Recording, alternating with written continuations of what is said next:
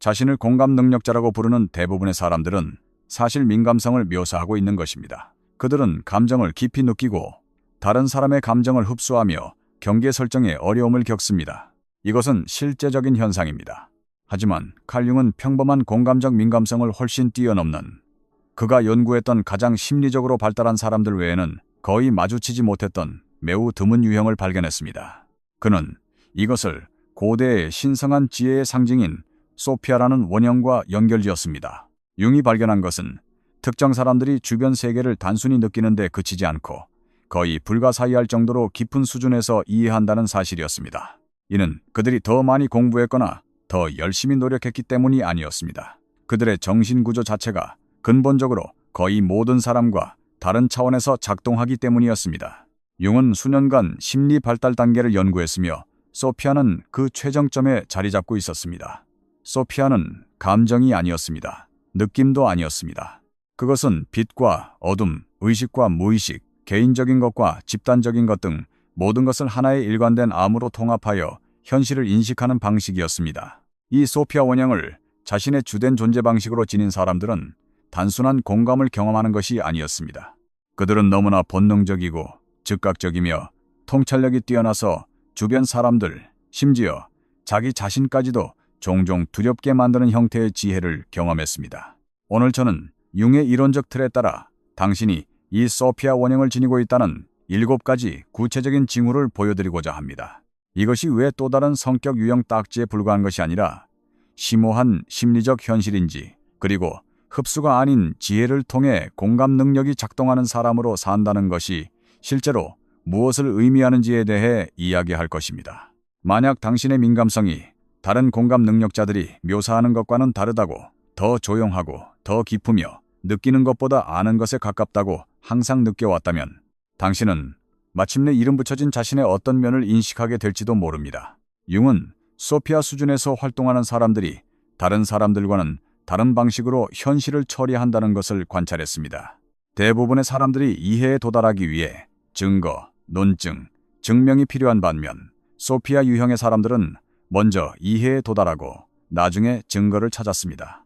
대부분의 사람들이 감정을 사건에 대한 반응으로 경험하는 반면 소피아 유형의 사람들은 감정을 정보, 즉 표면 아래에서 실제로 일어나고 있는 일에 더 깊은 구조에 대한 데이터로 경험했습니다. 이것은 일상적인 의미의 직관이 아니었습니다. 이것은 의식적 인식과 무의식적 지식을 실시간으로 통합하는 완전히 발달된 인식 시스템이었습니다. 그리고 이것이 이 형을 매우 드물게 만드는 이유입니다. 대부분의 사람들은 소피아 발달 단계에 결코 도달하지 못합니다. 그들이 능력이 없어서가 아닙니다. 그 단계에 도달하기 위해서는 대부분의 사람들이 적극적으로 피하는 수준의 그림자 통합, 심리적 정직성, 그리고 역설을 기꺼이 감내하려는 의지가 필요하기 때문입니다. 자신의 어둠으로부터 여전히 도망치고 있으면서 소피아 수준의 인식에 접근할 수는 없습니다. 자신에 대한 편안한 환상을 유지하면서 그런 종류의 명확성으로 세상을 볼 수는 없습니다. 이 지혜의 대가는 당신에 대한 모든 거짓된 것입니다. 그리고 대부분의 사람들은 그 대가를 치를 의향이 없습니다. 하지만 어떤 사람들은 거의 선천적으로 이 수준에 도달하는 것처럼 보입니다. 그들이 노력을 건너뛰었기 때문이 아니라 삶이 그들에게 그 노력을 강요했기 때문입니다. 그들의 환경은 너무나 이르고 강렬하게 심리적 발달을 요구했고 그 결과 그들은 그것에 대한 언어를 갖기 전에 그림자 요소를 통합하고 패턴 인식 능력을 발달시키고 내면의 알을 길렀습니다. 이들이 바로 소피아 공감 능력자입니다. 그리고 만약 당신이 그들 중 한 명이라면 다음의 7가지 징후는 당신에게 단순히 공감을 불러일으키는 것을 넘어 마치 누군가가 마침내 아무도 인정해주지 않았던 당신의 삶의 경험을 묘사해주는 것처럼 느껴질 것입니다. 첫 번째 징후는 당신이 이해하기 전에 먼저 암을 경험한다는 것입니다. 이것은 소피아 수준 인식의 아티치틸리 비즈나끼며 정상적인 인지 순서를 뒤집기 때문에 혼란스럽습니다. 대부분의 사람들은 무언가를 관찰하고 분석하고 처리한 다음 결론에 도달합니다. 당신은 먼저 결론에 도달합니다. 그 암은 완전히 형성된 채로 당신의 몸과 인식 속에 내려앉습니다. 그리고 나서 당신은 이미 알고 있는 것을 설명할 합리적인 틀을 찾기 위해 몇 시간, 며칠, 때로는 몇 주를 보냅니다. 당신은 누군가를 만나자마자 그 사람에 대한 본질적인 무언가를 즉시 압니다. 막연한 느낌이나 투사일지도 모르는 예감이 아니라 그 사람에 가면 아래에 있는 진정한 모습에 대한 실제적인 지식입니다. 아무도 말하지 않았음에도 그 결혼이 파탄 날이라는 것을 압니다.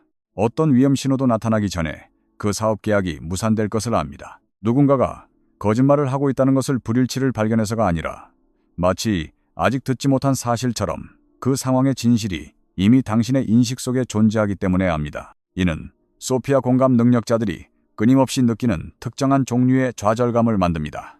당신은 증명할 수 없는 것들을 압니다. 현재의 증거로는 정당화할 수 없는 결과를 봅니다. 다른 사람들에게는 몇 달, 몇 년이 지나야 보일 역학관계를 인식합니다.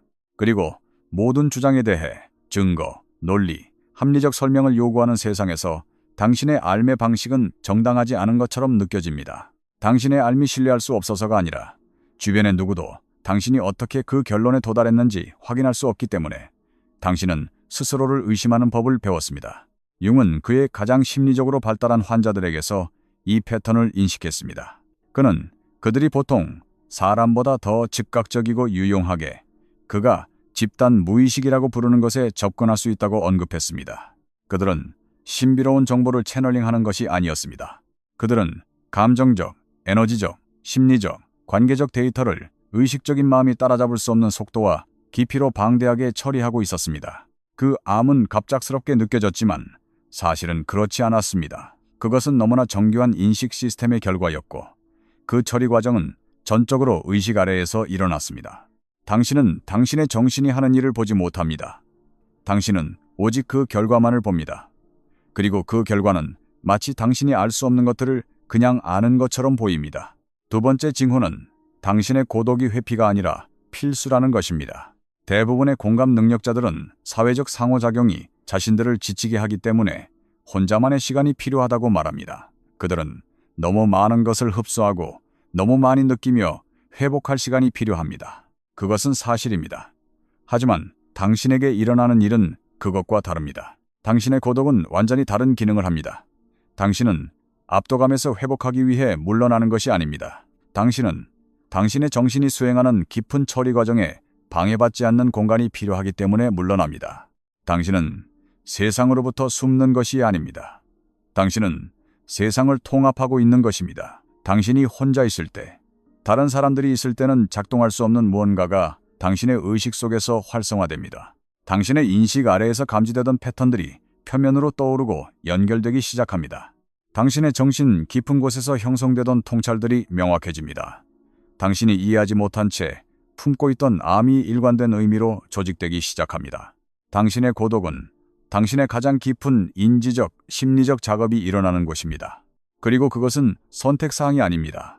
그것 없이는 당신은 단지 피곤한 것이 아니라 마치 잡음 속에서 생각하려는 것처럼 인지적으로 손상된 느낌을 받습니다. 융은 이것을 적극적 상상 과정이 자연스럽게 전개되는 것이라고 불렀을 것입니다. 대부분의 사람들에게 이러한 종류의 깊은 내면 작업은 명상, 일기 쓰기, 꿈 분석과 같은 의도적인 연습이 필요합니다. 하지만 소피아 공감 능력자들은 이것을 자동적으로 합니다. 그들의 정신은 외부 자극으로부터의 철수 기간을 요구하는 수준에서 끊임없이 처리하고 통합하고 종합합니다. 그리고 주변 사람들은 거의 이것을 이해하지 못합니다. 그들은 약속을 취소하고 며칠씩 사라지며 교제보다 침묵을 선택하는 사람을 보고 그것을 우울증이나 반사회적 행동으로 해석합니다. 하지만 당신은 그 차이를 압니다. 우울증은 무겁고 목적 없이 느껴집니다. 당신의 고독은 활동적이고 생생하며 필수적으로 느껴집니다. 그 조용한 시간 동안 당신이 그것을 명명할 수 없을 때조차도 당신 안에서 무언가가 일어나고 있습니다. 당신은 이전에는 갖지 못했던 명확성을 가지고 사회적 상호작용의 소음 속에서는 얻을 수 없었던 이해를 가지고 철수기간에서 나옵니다. 당신은 이 과정이 관계를 희생시키더라도 그것을 보호하는 법을 배웠습니다. 왜냐하면 그것 없이는 당신이 현실을 경험하는 방식을 정의하는 바로 그 인식에 접근할 수 없다는 것을 발견했기 때문입니다. 세 번째 징후는 사람들이 위안이 아니라 진실을 위해 당신의 가장 어두운 순간에 당신을 찾아온다는 것입니다. 사람들이 기분이 나아지기를 원할 때 찾는 사람과 실제로 무슨 일이 일어나고 있는지 이해해야 할 때 찾는 사람 사이에는 차이가 있습니다. 소피아 공감 능력자는 후자입니다. 그리고 그것은 당신이 선택한 역할이 아닙니다. 그것은 종종 당신이 그 역할을 감당하기에 너무 어렸을 때부터 당신을 찾아온 역할입니다. 사람들은 그들이 무엇을 감지하고 있는지 명확하게 표현할 수는 없지만 당신의 명확하게 보는 능력을 감지합니다. 그들은 위로를 받기 위해서가 아니라 거의 다른 누구도 주지 않을 것, 즉 실제로 무슨 일이 일어나고 있는지에 대한 정직한 설명을 듣기 위해 당신에게 옵니다. 마침내 자신의 관계가 학대적이라는 것을 인정하는 친구는 동정을 구하기 위해 당신에게 오지 않습니다. 그녀는 그녀가 이미 의심하고 있지만 미워하지 않을 누군가로부터 들어야 할 필요가 있는 것을 말해줄 것이라는 것을 알기 때문에 옵니다. 유독한 직장 환경에서 허우적거리는 동료는 당신이 그의 불평을 인정해주기를 원하지 않습니다. 그는 당신이 그가 빠져있는 패턴을 볼 수 있도록 도와주어 그가 떠날지 말지를 결정할 수 있기를 원합니다. 이것은 당신을 영광스럽지만 동시에 지치게 하는 위치에 놓습니다. 사람들은 당신의 지혜가 어둠에 움츠러들지 않을 것이라고 감지하기 때문에 그들의 가장 날 것의 진실을 당신에게 맡깁니다. 하지만 그들은 당신이 그 공간을 지키는 데 드는 대가를 항상 깨닫지는 못합니다. 당신은 단지 그들의 문제를 듣고 있는 것이 아닙니다. 당신은 그 문제들을 생성하는 전체 심리적 구조를 인식하고 있습니다. 어린 시절의 상처, 방어 기제, 그들이 깨트릴 수 없는 순환을 주도하는 무의식적인 패턴들. 당신은 그 모든 것을 한 번에 보고 이 사람이 파괴되지 않고 실제로 얼마나 많은 진실을 흡수할 수 있는지 실시간으로 결정해야 합니다. 소피아 유형은 그가 타고난 분석가라고 부르는 기능을 했습니다. 그들은 공식적인 훈련 없이도 치료적 능력을 소유했는데 왜냐하면 그들의 인식이 심리적 자료를 자동적으로 일관된 패턴으로 조직했기 때문입니다.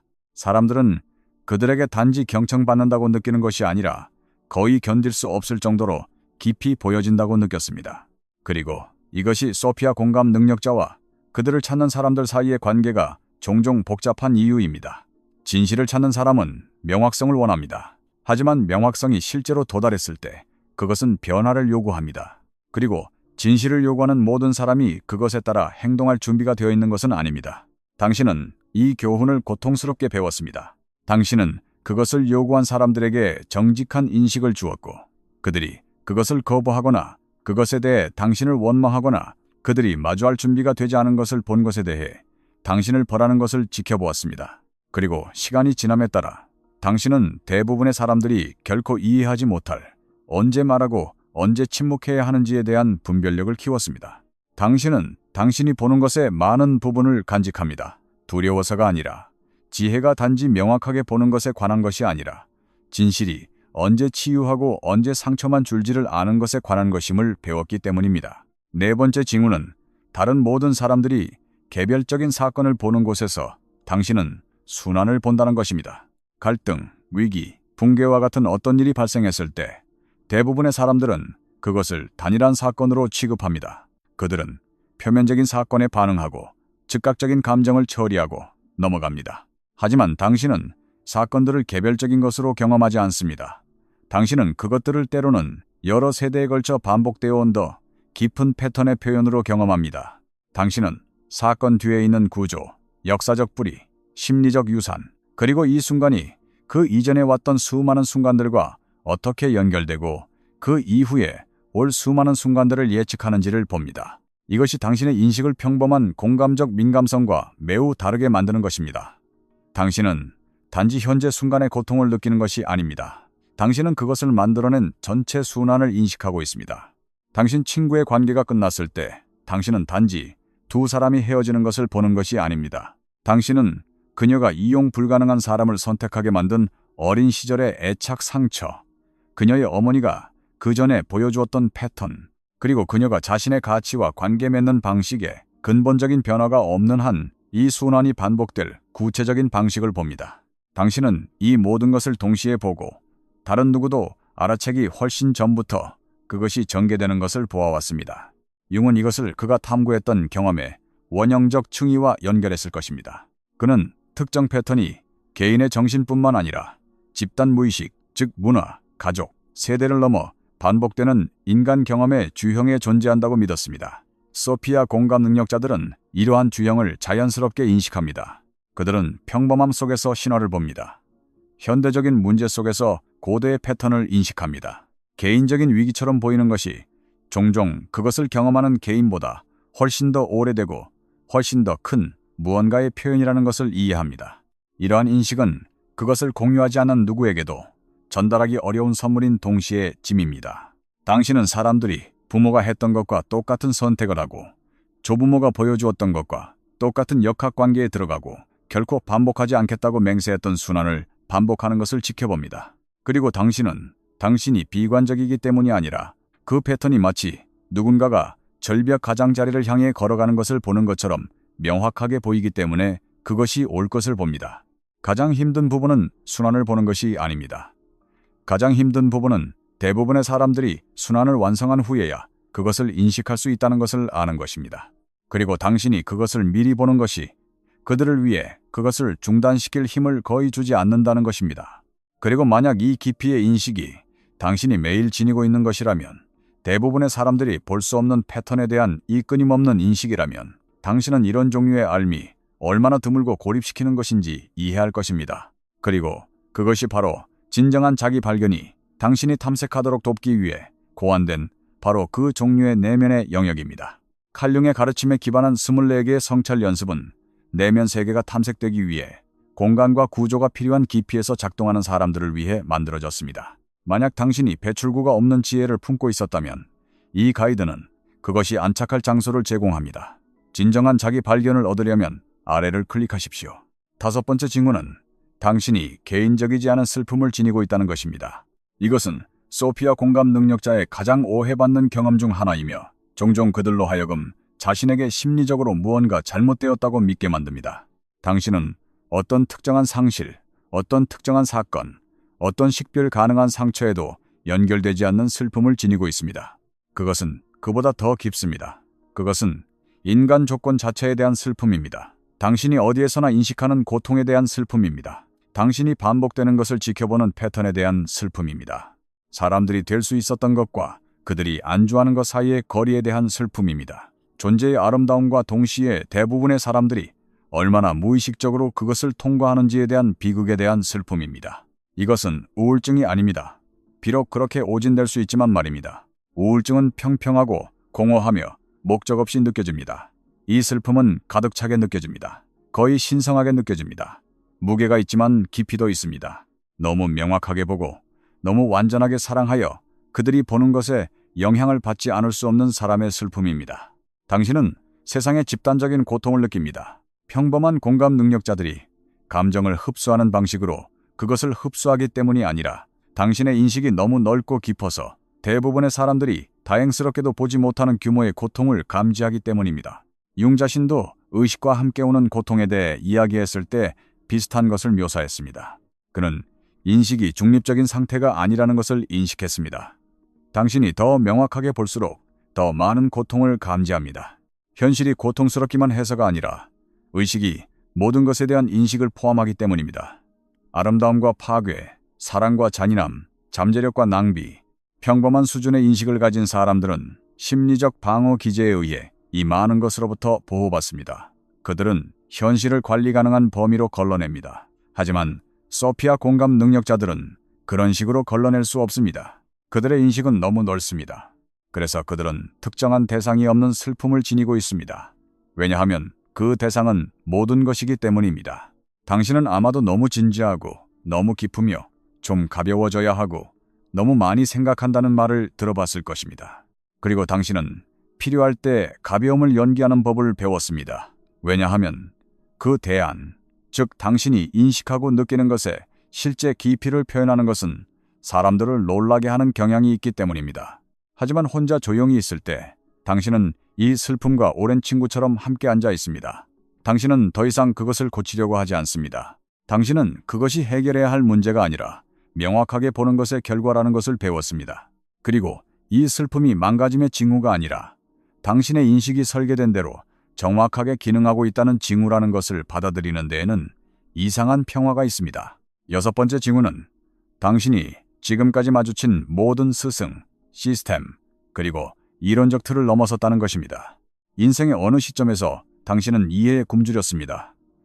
당신은 책, 가르침, 영적 시스템, 심리적 틀을 탐독했습니다. 각각은 당신의 경험의 일부에 대한 언어를 제공했습니다. 각각은 무언가를 비추었지만 그 어느 것도 전체 그림을 담고 있지는 않았습니다. 그리고 결국 당신은 당신이 공부한 모든 시스템에는 경계, 즉 그 설명이 멈추고 당신의 삶이 그 너머로 계속되는 지점이 있다는 것을 알아차렸습니다. 이것은 오만이 아닙니다. 비록 외부에서는 그렇게 느껴질 수 있지만 말입니다. 당신은 당신이 그것들을 만든 사람들보다 더 똑똑하다고 생각하기 때문에 이 시스템들을 넘어선 것이 아닙니다. 당신은 소피아 수준의 인식이 어떤 단일한 틀 안에도 들어맞지 않기 때문에 그것들을 넘어섰습니다. 그것은 너무 통합적입니다. 그것은 시스템들 자체가 인정하지 않는 시스템들 사이의 연결을 봅니다. 그것은 전통들 사이의 공간, 어떤 단일한 지도도 그려내지 못한 영역에 존재하는 진실을 인식합니다. 당신은 각 스승이 제공한 것을 취하고 진실인 것을 흡수했으며 그리고 나서 아무도 당신에게 설명해주지 않은 이해의 풍경 속에 서 있는 자신을 발견했습니다. 왜냐하면 그것은 어떤 개별적인 가르침도 담을 수 있는 것 너머에 존재했기 때문입니다. 융은 이것을 깊이 이해했을 것입니다. 그 자신의 지적 여정도 비슷한 궤적을 따랐습니다. 그는 프로이트와 함께 공부하고 가치 있는 모든 것을 흡수한 다음 프로이트의 틀이 도달할 수 없는 영역으로 나아갔습니다. 그는 동양 종교, 연금술, 신화, 양자 물리학을 공부했습니다. 그는 진리가 어떤 단일한 용기에도 너무 크다는 것을 인식했기 때문에 모든 가능한 출처에서 끌어왔습니다. 그리고 소피아 원형을 지닌 사람들은 이와 동일한 특성을 경험합니다. 그들은 영원한 통합자입니다. 그들은 어떤 하나의 사상학파에도 속하지 않습니다. 왜냐하면 그들의 인식은 자연스럽게 모든 학파를 아우르며 통합하기 때문입니다. 이것은 소피아 공감 능력자들이 기피하는 특정한 종류의 지적, 영적 소속감 없음을 만듭니다. 당신은 어떤 공동체의 틀의 한계를 보기 때문에 어떤 공동체에도 완전히 속하지 않습니다. 당신은 각 전통이 제공하는 것을 감상하면서 동시에 그것이 놓치고 있는 것을 인식할 수 있습니다. 그리고 이것은 당신이 종종 철학적으로, 영적으로, 심리적으로 혼자 걷는다는 것을 의미합니다. 다른 사람들이 믿는 것을 거부하기 때문이 아니라 당신의 삶이 당신이 마주친 어떤 전통에 의해서도 그려지지 않은 영역으로 확장되기 때문입니다. 이것의 외로움은 현실입니다. 하지만 당신이 어떤 틀의 맹점에도 갇히지 않는다는 자유 또한 현실입니다. 당신은 전적으로 당신에게 속한 관점에서 봅니다. 7번째 징후, 그리고 이것은 종종 소피아 공감 능력자들을 놀라게 하는 것인데 당신의 존재가 당신이 아무것도 하지 않아도 방의 분위기를 바꾼다는 것입니다. 당신이 어떤 공간에 들어서면 에너지가 바뀝니다. 당신이 자신감이나 카리스마를 내뿜거나 어떤 사회적 기능을 수행하기 때문이 아닙니다. 당신의 필드, 당신의 주파수, 당신이 지닌 인식의 깊이에 관한 무언가, 그것은 당신이 원하든 원하지 않든 다른 사람들의 신경계에 등록됩니다. 때때로 이 변화는 긍정적입니다. 사람들은 당신 주위에서 차분해집니다. 대화는 깊어집니다.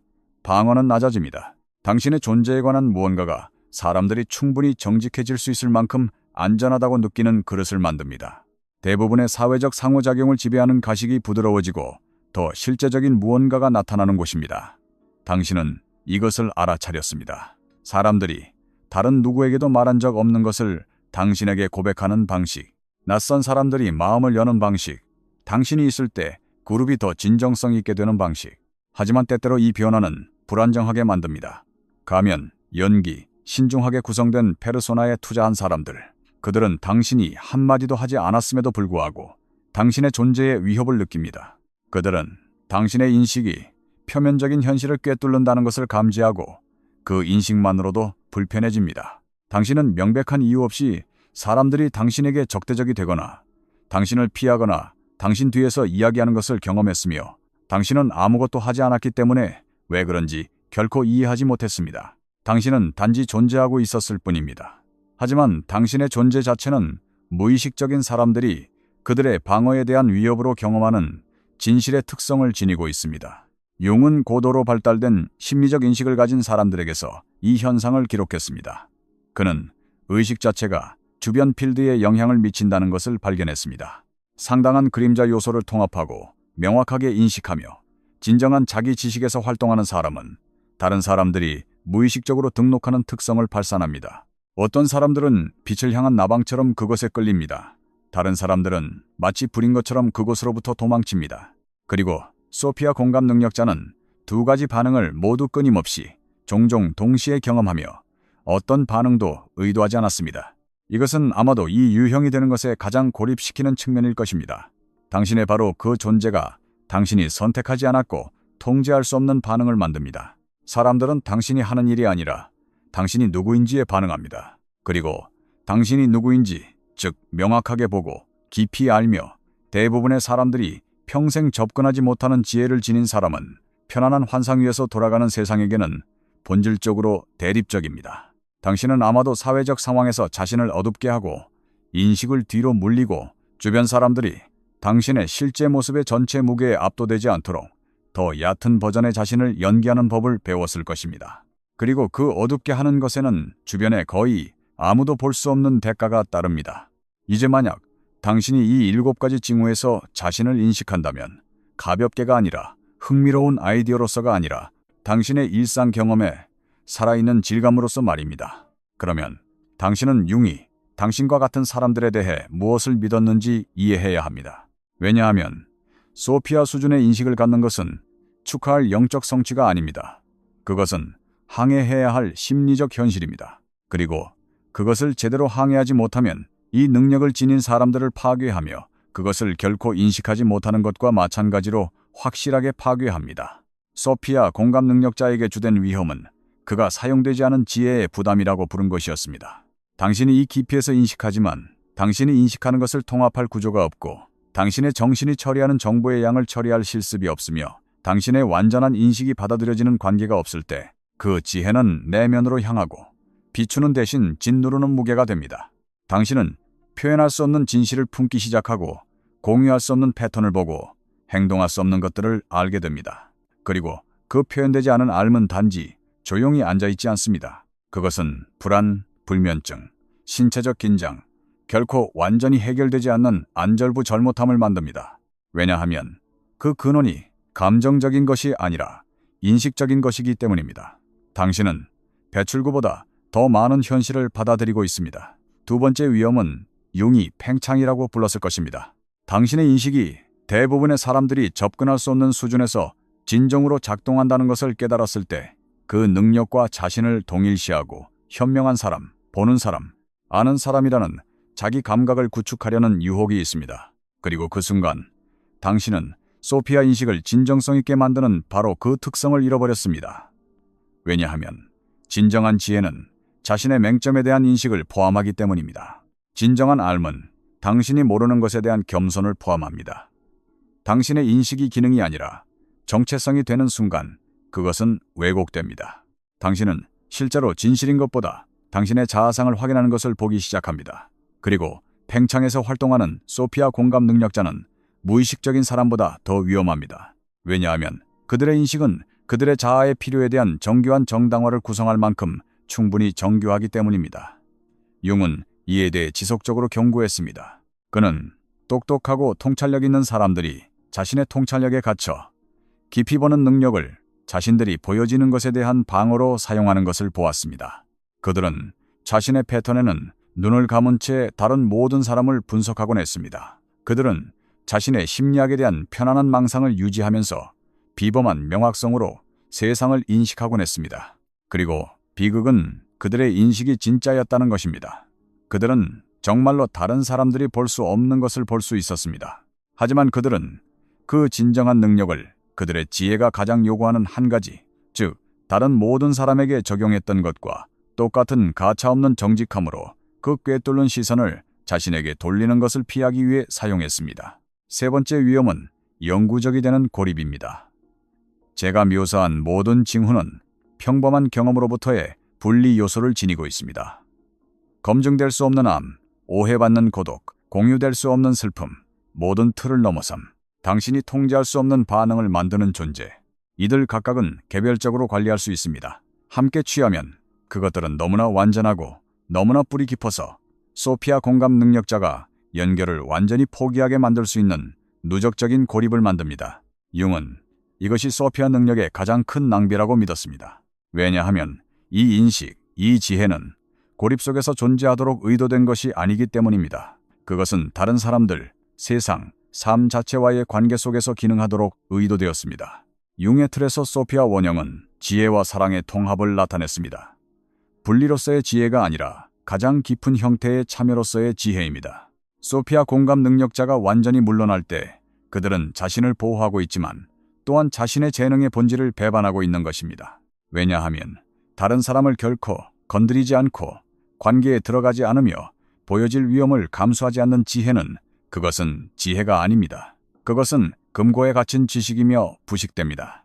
융의 틀에 따르면 앞으로 나아갈 길은 당신을 이해하는 공동체를 찾는 것에 관한 것이 아닙니다. 비록 그것이 도움이 되지만 말입니다. 그것은 당신의 존재의 근본적인 역설을 받아들이는 것에 관한 것입니다. 당신은 대부분의 사람들보다 더 많이 봅니다. 그것은 항상 사실일 것입니다. 당신은 거리를 만드는 지식을 지니고 있습니다. 그것은 변하지 않을 것입니다. 하지만 당신이 소유한 지혜는 그것이 세상과 만날 때에만 완전히 활성화됩니다. 그것이 대화, 관계, 창의적 표현, 의미 있는 일에 들어갈 때 그것이 당신이 혼자 지니는 것이기를 멈추고 그것을 받을 수 있는 사람들과 상황에 신중하게, 선택적으로, 하지만 진정으로 제공하는 것이 될 때 말입니다. 이것은 부분적으로 이해되는 것을 용납하는 법을 배우는 것을 의미합니다. 아무도 당신이 인식하는 것의 전체 깊이를 결코 보지 못할 것입니다. 하지만 부분적인 이해, 3, 4계층 깊이까지 도달하는 진정한 연결, 비록 7계층 모두에 도달할 수는 없더라도 그것으로 충분합니다. 그것이 소피아가 부담이 되기를 멈추고 융이 그것이 나타내기를 의도했던 것, 즉 살아있는 지혜, 체화된 암, 단지 당신 자신의 의식뿐만 아니라 그것이 닿는 모든 사람의 의식을 비추는 인식이 되기 시작하는 곳입니다. 소피아 원형은 현대적인 의미의 성격 유형이 아닙니다. 그것은 당신의 정체성에 추가할 라벨이 아닙니다. 그것은 특정한 책임을 지니는 심리적 발달 수준입니다. 다른 사람들에게서 보는 것에 집중하고 싶을 때조차도 자신의 그림자를 계속 통합할 책임, 물러나는 것이 더 안전하게 느껴질 때조차도 세상과의 관계를 유지할 책임, 자신의 편안함이나 현명하다고 인정받고 싶은 자신의 필요보다 더 큰 무언가를 위해 자신의 인식을 사용할 책임, 그리고 여기에 융이 이해했지만 원형을 논하는 대부분의 사람들이 완전히 놓치는 것이 있습니다. 소피아는 목적지가 아닙니다. 그것은 끝없이 깊어지는 존재의 양식입니다. 당신이 이 능력을 개발하는 것을 마치는 지점은 없습니다. 매년의 정직한 심리적 작업, 마주한 모든 그림자, 포기한 모든 편안한 환상, 각각은 당신의 인식이 도달할 수 있는 것을 확장합니다. 지혜는 더 깊어지고 알은 더 정밀해집니다. 슬픔은 기쁨과 더 통합됩니다. 고립은 무의식적으로 부과되기보다는 더 의식적으로 선택됩니다. 당신은 소피아에 도착하고 멈추는 것이 아닙니다. 당신은 도착하고 진짜 작업이 이제 막 시작되고 있다는 것을 발견합니다. 만약 당신이 이 7가지 징후에서 자신을 인식했다면 당신은 대부분의 사람들이 결코 개발하지 못하고 만약 가졌더라도 어떻게 지내야 할지 모를 무언가를 쥐고 있는 것입니다. 당신의 이해하기 전의 암, 당신의 필수적인 고독, 다른 사람들을 위해 진실을 지킬 수 있는 당신의 능력, 순환에 대한 당신의 인식, 당신의 신성한 슬픔, 틀을 초월함, 방을 바꾸는 당신의 존재. 이것들은 고쳐야 할 증상이 아닙니다. 그것들은 존중하고 개발하며 그들이 요구하는 주의를 기울여 사용해야 할 능력입니다. 당신은 드뭅니다. 인터넷이 그 단어를 당신을 특별하게 느끼게 하도록 고안된 아첨으로 사용하는 방식이 아니라 융이 그것을 무게, 결과, 그리고 책임을 지니는 심리적 현실로서 의미했던 방식에서 드뭅니다. 당신이 이 인식으로 무엇을 하느냐가 그것이 당신에 대한 가장 가치 있는 것이 될지 아니면 당신을 서서히 파괴하는 것이 될지를 결정할 것입니다. 그리고 그 선택은 한 번에 이루어지지 않습니다. 그것은 매일 모든 상호작용에서 이루어집니다. 당신이 명확하게 볼 것인지 아니면 외면할 것인지, 관계를 유지할 것인지 아니면 물러날 것인지, 당신의 지혜를 제공할 것인지 아니면 안전하지만 쓸모없는 곳에 가둘 것인지 결정할 때마다 말입니다. 융은 당신과 같은 사람들을 이해하는데 평생을 바쳤습니다. 당신이 호기심의 대상이었기 때문이 아니라 그가 소피아 수준의 인식이 가능한 사람들이 집단의 심리적 건강에 필수적이라고 믿었기 때문입니다. 당신은 보아야 할 것을 봅니다. 당신은 알아야 할 것을 압니다. 당신은 세상이 그것을 어떻게 받아들여야 할지 모를 때조차도 세상이 절실히 필요로 하는 인식을 지니고 있습니다. 그리고 당신의 과제, 모든 징후와 설명 아래에 있는 진짜 과제는 당신이 가져오는 것을 완전히 이해할 수 없는 세상과 계속 관계를 맺을 용기를 찾는 것입니다. 그것은 부담이 아닙니다. 그것은 당신이 지닌 지혜의 가장 깊은 표현입니다. 결국 소피아는 삶을 의미하는 것이 아닙니다. 그것은 삶에 대한 사랑을 의미합니다. 그리고 사랑은 정의상 자기 자신을 넘어서는 무언가를 향해 손을 뻗습니다. 아직 하지 않았다면 칼융의 가르침에 뿌리를 둔 24개의 성찰 연습을 중심으로 구축된 진정한 자기 발견이라는 가이드가 있습니다. 이것은 당신이 이런 종류의 깊은 내면의 삶을 구조화된 것, 단지 지니고 있는 것이 아니라 함께 작업할 수 있는 것으로 바꾸는데 도움을 주기 위해 고안되었습니다. 만약 당신이 지닌 지혜가 그것을 축소시키지 않는 틀을 찾고 있었다면 바로 여기서 시작됩니다. 진정한 자기 발견을 얻으려면 아래를 클릭하십시오.